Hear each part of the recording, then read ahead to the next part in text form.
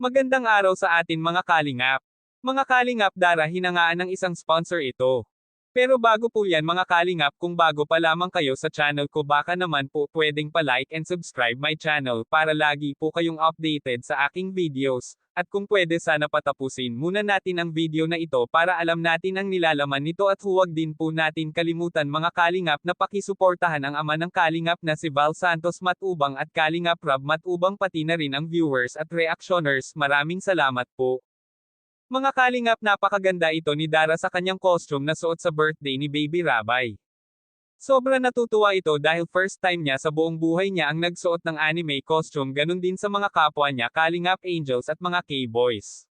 Isang sponsor ang napahanga kay Dara nang nagbigay ito ng birthday wish kay Baby Rabay, at lalo nang nung sumayaw sila ito kasama ang mga Kalingap Angels.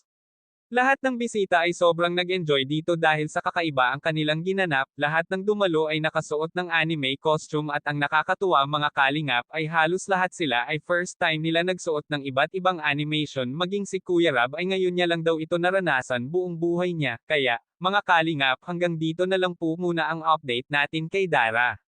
Maraming salamat po. Thank you for watching and God bless us all.